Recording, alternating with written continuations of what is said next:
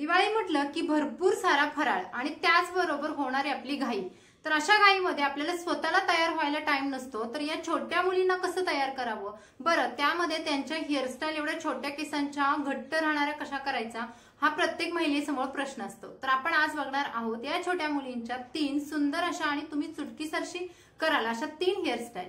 नमस्कार, पुन्हा एकदा आपल्या चॅनलमध्ये तुमचं अगदी मनापासून स्वागत आहे। आज बघूयात या छोट्या मुलींच्या छोट्या केसांच्या खूप सुंदर प्रकारे आणि कमी वेळामध्ये होणारे हेअरस्टाईल। तर चला पाहूयात।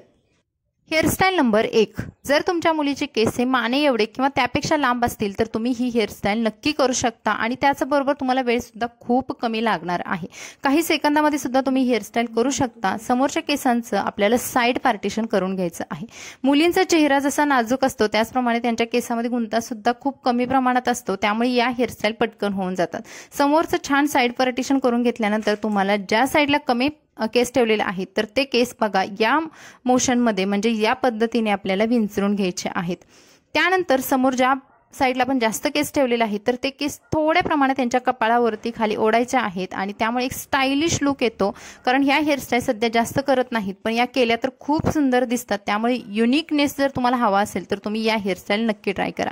त्यानंतर पाठीमागचे केस आहेत ते गोळा करायचे आहेत आणि तुम्हाला थोड्याशा प्रमाणात असे रोल करायचे आहेत। बघा आता वरच्या दिशेने मी रोल केल्यामुळे इथे किती छान प्रकारे त्यांचा जो बन किंवा फ्रेंच रोल बनलेला आहे त्यामुळे तो इतका भारी दिसतो आणि तुम्ही कोणत्याही ट्रेडिशनल वरती किंवा मॉडर्न वरती सुद्धा तुम्ही ही हेअरस्टाईल नक्की करू शकता।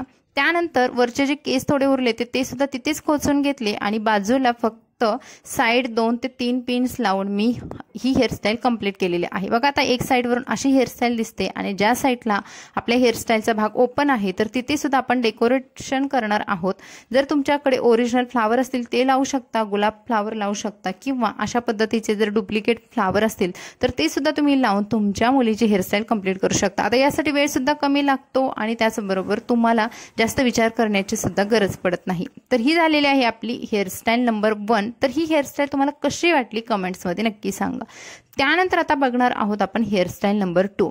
आता या हेअरस्टाईलसाठी जर तुम्हाला थोडंसं ट्रॅडिशनल करायचं आहे किंवा तुमच्या मुलीला तुम्ही साडी घातलेली आहे किंवा ट्रॅडिशनल वेअरचा कोणता तरी घागरा ड्रेस वगैरे घातला असेल तर तुम्ही त्या कॉस्ट्युमसाठी ही हेअरस्टाईल नक्की करू शकता। यासाठी आपल्याला सेंटर पार्टिशन करायचं आहे। आता इथे तुम्हाला कोणत्याही प्रकारचे म्हणजे त्या मुलीचे केस जर छोटे असतील, लॉंग असतील तर कोणत्याही प्रकारच्या केसांच्या लेंथसाठी ही हेअरस्टाईल परफेक्ट आहे। आता समोरचं पार्टिशन केल्यानंतर दोन्ही बाजूला असे थोडेसे केस काढून घेतले आणि पाठीमागचे केस आहे ते मी तात्पुरते असे क्लचरने सिक्युअर केले। त्यानंतर ज्या साईडला आपण एक भाग सोडला होता तर तिथे 3 पेड्यांची वेणी बांधणार आहे।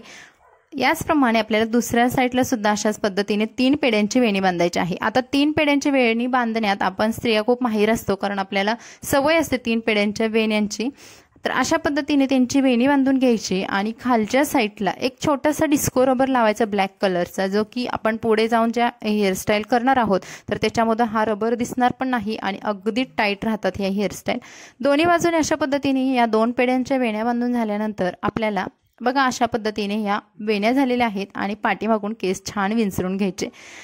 केसांना छान विंचरल्यानंतर एक प्रकारे शेप सुद्धा भेटतो। बघा जर त्यांचे केस असे कुरळे वगैरे असतील तर आपण हेअरस्टाईल करताना ते थोड्या प्रमाणात सरळ सुद्धा होतात आणि हेअरस्टाईल अट्रॅक्टिव्ह दिसतात। पाठीमागचे केस आहेत अशा पद्धतीने मी हाफ पार्टिशनमध्ये गोळा करून घेतले आणि तेवढाच भाग हा रबर बँडने सिक्युअर करणार आहे। आता इथे ब्लॅक कलरचा रबर बँड वापरला तर आणखी सुंदर। त्यानंतर या 2 आपण ज्या वेण्या बनवल्या होत्या तर त्या रबर बँडवरून कव्हर करून घ्यायच्या आहेत।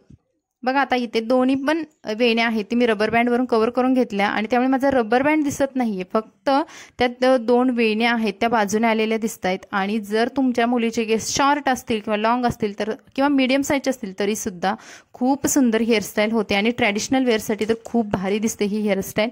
त्यानंतर माझ्याकडे असे जे स्टोन होते डेकोरेशनसाठी आणलेले तर ते सुद्धा तुम्ही इझिली लावू शकता आणि हे पडत सुद्धा नाहीत जोपर्यंत तुम्ही काढणार नाही तोपर्यंत। पाठीमागे जिथे आपला रबर बँड लावलेला आहे त्याच्यावरती सुद्धा मी 2-3 स्टोन लावून घेतले आणि बाजूने असे स्टोन लावून घेतले आणि बघा एकदम सोप्या पद्धतीने काहीही आपण वेगळं मटेरियल न वापरता सुद्धा ही हेअरस्टाईल व्यवस्थित डेकोरेट केलेली आहे आणि खूप सुंदर सुद्धा दिसते। आता दिवाळीमध्ये वेगवेगळे कलर्स असतात तर त्यामध्ये ही एकदम मॅच होऊन जाते।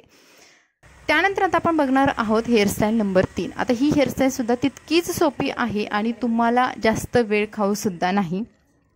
तुम्ही अगदी म्हणजे तुमचं आवरत सुद्धा तुम्ही या छोट्या मुलींच्या हेअरस्टाईल करू शकता.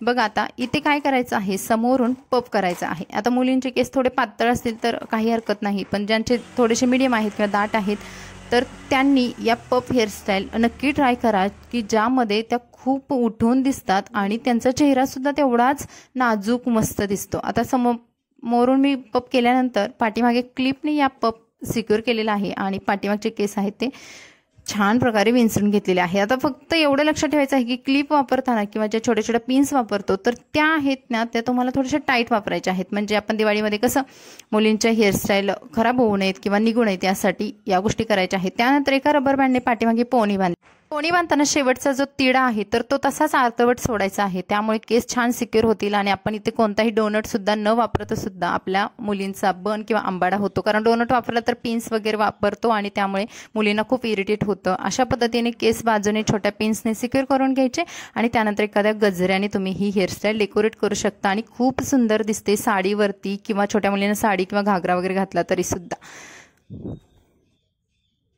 तर मैत्रिणींनो, या होत्या आजच्या 3 सोप्या हेअरस्टाईल. तर यामधली तुम्हाला कोणती हेअरस्टाईल जास्त आवडली आणि करायला सुद्धा सोपीशी वाटते ते कमेंट्स मध्ये नक्की सांगा.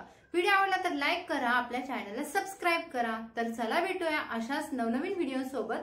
तोपर्यंत तुम्ही मस्त राहा, खुश राहा. Bye bye.